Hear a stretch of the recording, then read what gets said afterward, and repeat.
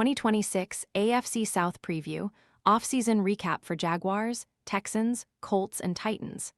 Inside, our AFC South preview, where a previously forgettable division has at least 3 contenders in the Jaguars, Texans, and Colts. This article is from the Athletics NFL newsletter. Sign up here to receive it directly in your inbox. AFC South preview: the Texans arrived in 2002, forcing the league to rethink everything, including divisions. Looking for a premium phone without the premium price? This renewed, unlocked iPhone 14 offers 128 gigabytes of storage, a sharp 6.1-inch display, and 5G capability for around $299. Want to get the best verified deal and see full details? Visit grabdeal.us/6 right now. That led to the creation of the AFC South, which added the Colts, formerly in the AFC East, Jaguars, AFC Central, and Titans, AFC Central. Advertisement: it hasn't been a strong group. Among divisions, the AFC South has the lowest winning percentage, .476, and the longest Super Bowl drought, 19 years. And it is the only group with multiple teams, Jaguars and Texans, to never make a Super Bowl.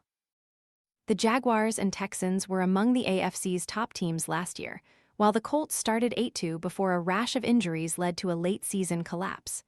Jacksonville Jaguars, 13-4, lost in wildcard round, headline change, lost veterans. Star linebacker Devin Lloyd signed with the Panthers, running back Travis Etienne is in New Orleans, and corner Greg Newsome joined the Giants. The Jaguars filled those gaps with internal talent, which means players such as running back Bashal Tootin are breakout candidates.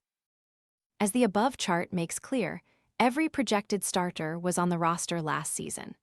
That consistency is invaluable for coach Liam Cohen, an elite play caller whose Jaguars started 4-3 and averaged 20.9 points per game until settling in. They then became the NFL's hottest team, finishing 9-1 and ranking second in points per game, 32.8, after Week 8, with wins over the Broncos and Chargers. Lingering question: what will Travis Hunter offer? The Jaguars need help in the secondary and are expected to play Hunter at cornerback on a full-time basis, with occasional reps at receiver. He is noticeably bigger than last season, which should help the dual threat stay healthy. This team will be tested early next season, facing the Broncos, Patriots, Bengals, Eagles, and Texans before Week 7. But after the Jaguars finished one fourth-down stop away from beating the Bills in the postseason, don't be surprised to see Jacksonville finish with double-digit wins for the second consecutive season, a first for the franchise in the 2000s. Houston Texans, 12-5, lost in divisional round, headline, CJ.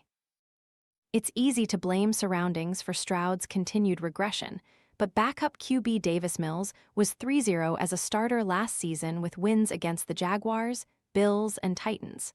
The 25-year-old Stroud has to bounce back from last year's playoff catastrophe. Advertisement subtle, revamped interior line. The Texans reached on center Keelan Rutledge in this year's first round, signed 3-time Pro Bowl guard Wyatt Teller, and signed 8-year veteran Braden Smith from the Colts to play right tackle. That should help Stroud operate comfortably from the pocket. More importantly, it'll help their run game. Houston was the league's second-worst rushing team on first downs, by both yards per carry and expected points added. The Texans stubbornly ran the ball on first downs at the league's 5th highest rate, which put Stroud behind schedule and in predictable passing situations. The improved line, plus the addition of running back David Montgomery, should help there. After its Week 6 bye last year, Houston closed the season with a 7-2 record in one-score games, which contributed to an impressive 12-5 record. I'm skeptical the Texans repeat that against one of the league's toughest schedules, 7th overall. Or maybe I'm just still upset about my 2025 Dark Horse Super Bowl pick losing a winnable game in New England. If Stroud takes a step and the run game emerges, this team could also finish atop the AFC. There's a wide range here, given how talented the defense is. Indianapolis Colts, 8-9 in 2025, headline, Daniel Jones recovery. Achilles injuries are notoriously difficult in the first year of recovery, and Jones relies on his legs pretty often. All reports are positive, with Jones looking sharp while taking every first-team rep in practices. "He looks like he never got hurt," tight end Mo Alley-Cox said. While the quarterback's injury dominated headlines, the Colts' collapse also coincided with several injuries to defensive stars such as DeForest Buckner, Charvarius Ward, and Sauce Gardner. In Weeks 1-7, a healthy Colts defense ranked 4th in defensive EPA per play. They are Ted Nguyen's pick for a breakout in 2026. Advertisement question: can their linebackers deliver? Zaire Franklin had a down year and was traded to Green Bay this offseason, replaced by second-round rookie C.J. Allen and former Bengal Akeem Davis-Gaither. This is the team's biggest weakness. The schedule lightens after a brutal opening slate of the Ravens, Chiefs, and Texans, so don't fret if the Colts have a losing record by Week 4. This is a strong team. Phillip Rivers nearly beat the eventual Super Bowl champion Seahawks with these Colts, though they did finish 2025 with 7 straight losses. Tennessee Titans, 3-14 in 2025. Headline: hiring coach Robert Sale. Like when coach Mike Vrabel arrived in New England, Sale's first move in Tennessee was to spend heavily on fortifying the roster.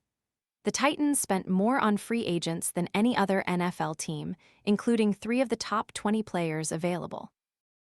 The Titans' pairing of free agent John Franklin Myers with All-Pro Jeffrey Simmons makes them one of 4 teams with multiple players near the top of Bleacher Report's defensive lineman rankings. Already among the league's toughest run defenses, fewest yards before contact allowed, Tennessee should be even better in that regard this season. Question: does Cam Ward have enough weapons? Last year was painful for the former number 1 pick, whose leading receiver was tight end Chig Okonkwo, 56 receptions, 560 yards, 2 TDs. To address that, Tennessee spent the number 4 pick on receiver Carnell Tate and signed underrated slot receiver Wan'Dale Robinson. BetMGM set the Titans' win total at 6.5, but I don't see enough to be overly confident that Sale and offensive coordinator Brian Daboll orchestrate a year-1 turnaround like Vrabel's. Maybe after adding Jeremiah Smith in the 2027 draft. It's the rare time you'll be glad to watch Kenny Pickett's Panthers take on Carson Beck's Cardinals, even if Jeremiah Love is sitting. Ted Nguyen spoke to defensive coaches, who explained why the too high safety trend is here to stay. Blame Patrick Mahomes. Leg Adam Vinatieri might be the most unlikely player to ever make the Hall of Fame. Zach Kiefer shares the story of how Vinatieri's career almost ended after 4 games. Trophy Drew Brees is officially a Hall of Famer after the Saints took a chance on the injured free agent, whom Dolphins' medical staff didn't trust. Larry Holder revisits that situation, projecting wins. Vic Taffer's over-under win totals for all 32 teams are worth revisiting as we approach kickoff. 34 days. Play most clicked. Everything Jordan Rodrigue learned about Tucker Kraft and the Packers while visiting Green Bay. Closed mailbox with raised flag. Enjoyed this read? Sign up here to receive the Athletics free NFL newsletter in your inbox.